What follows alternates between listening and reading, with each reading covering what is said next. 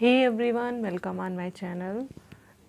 From today's video series, I start my lecture on data compression. I conduct this lecture in Hindi. If you want this lecture in English, then please move to description box where I provide a video link. In that video, I explain this lecture in English. So start करते हैं. तो सबसे पहले data compression. What is data compression? क्या होता है data compression? तो data compression is a process of encoding information using fewer bit than the original representation.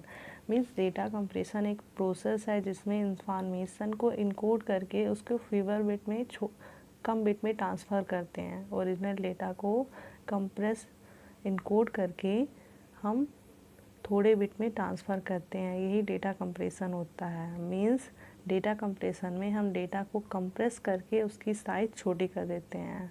Compression means दबा देना, छोटा कर देना साइज़. यही होता है डेटा कंप्रेशन.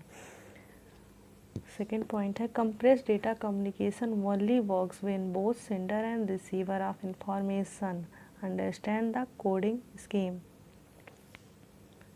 मीन्स कोई कंप्रेस डेटा का कम्युनिकेशन तभी वर्क करेगा जब बोथ सेंडर और रिसीवर दोनों को डेटा कंप्रेशन की इनकोडिंग स्कीम के बारे में कंप्लीट नॉलेज होगी. तभी सेंडर और रिसीवर दोनों पे वो कंप्रेस डेटा का कम्युनिकेशन हो पाएगा.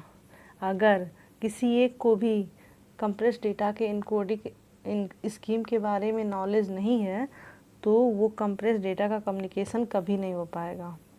ओके, तो ना हम इसके एडवांटेज देखते हैं डेटा कंप्रेशन की क्या क्या एडवांटेज हैं. तो सबसे पहला एडवांटेज है कि reduce the size of data. जो ओरिजिनल साइज़ होती है डेटा की उसका रिड्यूस कर देता है, जिससे आपको काफ़ी एरिया में फैसिलिटी मिलती है. जैसे कि आप साइज़ छोटी होगी तो आप जल्दी से उस पर प्रोसेस कर सकोगे, कहीं भी स्टोर कर सकते हो, एक्सेट्रा. और सेकेंड पॉइंट है reduce the bandwidth required for transmission. Means जो ट्रांसमिशन के लिए बैंडविड्थ रिक्वायर्ड है उसको भी रिड्यूस कर देता है, जिससे आप ईजिली ट्रांसमिशन परफॉर्म कर सकते हो डेटा का. ओके, नाउ नेक्स्ट पॉइंट देखते हैं इसके एडवांटेज में. That is reduce storage requirement. Means जो स्टोरेज रिक्वायरमेंट होती है उसको भी रिड्यूस कर देता है, क्योंकि डेटा कंप्रेशन में ये डेटा की साइज़ को छोटा कर देता है. इसलिए आप थोड़ी स्पेस में ही आप ज़्यादा डेटा को स्टोर कर सकोगे. मीन्स उसी डेटा को स्टोर करने के लिए आपको थोड़ी एरिया चाहिए, थोड़ा मेमोरी स्पेस चाहिए. ओके, तो वही reduce the storage requirement. And last इसका advantage increase the speed of file transfer.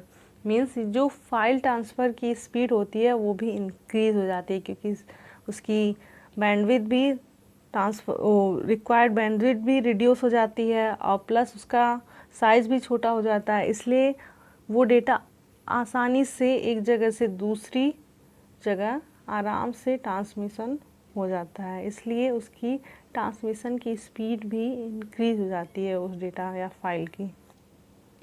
Now हम डेटा कंप्रेशन के डिसएडवांटेज देखते हैं. तो इसके डिसएडवांटेज क्या क्या हैं? तो सबसे पहला है कॉम्प्लिकेटेड.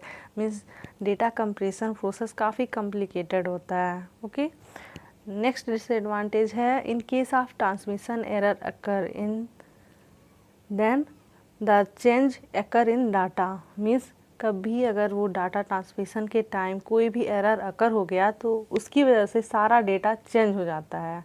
तो ये भी इसकी एक डिसएडवांटेज है. नेक्स्ट इसका डिसएडवांटेज है compress data must be decompress to viewed required extra processing. Means compress data को आप डिकम्प्रेस करके उसको देखना चाहते हो तो उसके लिए आपको काफ़ी प्रोसेसिंग की रिक्वायरमेंट होती है. तो ये भी इसका एक मेन डिसएडवांटेज है. नाउ इसका देखते हैं next point, that is compression technique. तो कंप्रेशन टेक्निक को हम कंप्रेशन एल्गोरिदम भी करते हैं. एक्चुअली ये कंप्रेशन टेक्निक दो एल्गोरिदम को रेफ़र करला. एल्गोरिदम है compression algorithm and second algorithm है रिकंस्ट्रक्शन एल्गोरिदम. यहाँ मैंने फिगर के थ्रू आपको समझाने की कोशिश की है कि कोई डेटा इनपुट डेटा x है वो कंप्रेशन एल्गोरिदम में पास आउट हो रहा है, तो वो कंप्रेस होके उसकी साइज छोटी हो जा रही है और फाइनल आउटपुट xn जनरेट हो रहा है। वो xn आउटपुट ओरिजिनल डेटा के कंपेयर में कम मेमोरी रिक्वायर्ड करेगा फॉर स्टोरेज के लिए, क्योंकि उसकी साइज़ छोटी हो जा रही है। फिर वो xn इनपुट के तौर पे रिकंस्ट्रक्शन एल्गोरिदम में पास आउट किया जा रहा है और reconstruction algorithm final output y generate कर रहा है। ओके, यही होता है कंप्रेशन टेक्निक।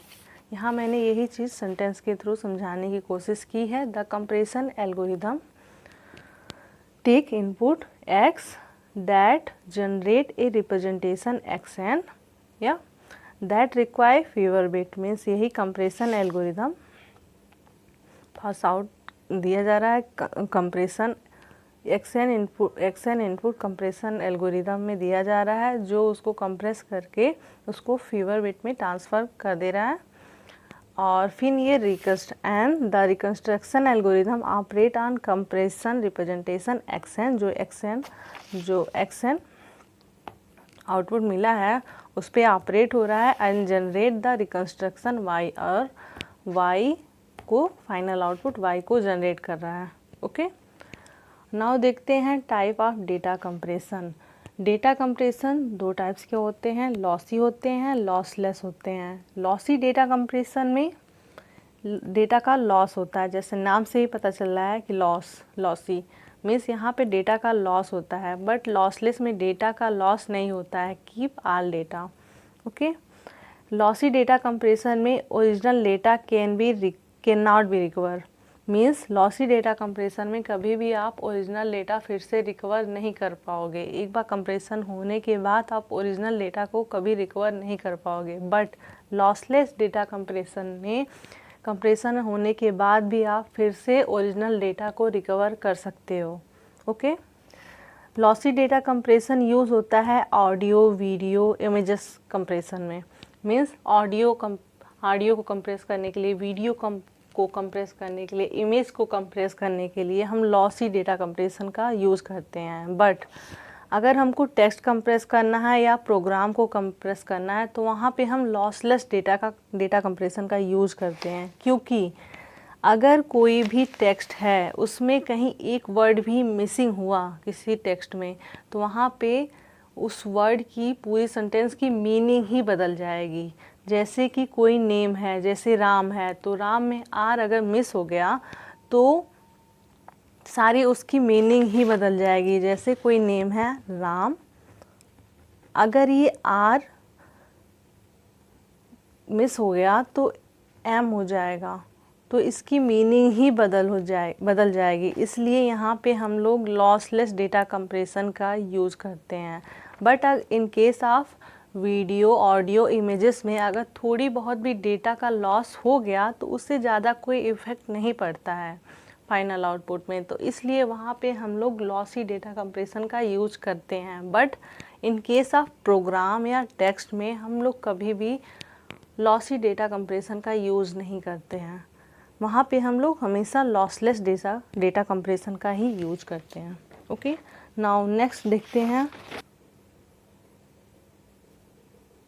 नेक्स्ट हम देखते हैं major performance of data compression की। जो डेटा कंप्रेशन का परफॉर्मेंस है वो किस पे डिपेंड करता है। तो सबसे पहले पॉइंट है relative complexity of algorithm. Means जो एल्गो यूज हो रहा है डेटा कंप्रेशन के लिए उसकी कॉम्प्लेक्सिटी पे डिपेंड करता है कि उसकी रिलेटिव कॉम्प्लेक्सिटी कितनी है। ओके, नेक्स्ट डिपेंड करता है memory required to implement that algo. Means उस एल्गो को इम्प्लीमेंट करने के लिए कितनी मेमोरी रिक्वायर्ड है। जो डेटा कंप्रेशन के लिए जो एल्गो यूज कर रहे हैं उसको इम्प्लीमेंट करने के लिए कितनी मेमोरी रिक्वायर्ड है, उस पे भी हमारा डेटा कंप्रेशन परफॉर्मेंस डिपेंड करता है। नेक्स्ट डिपेंड करता है how fast algo perform on given machine.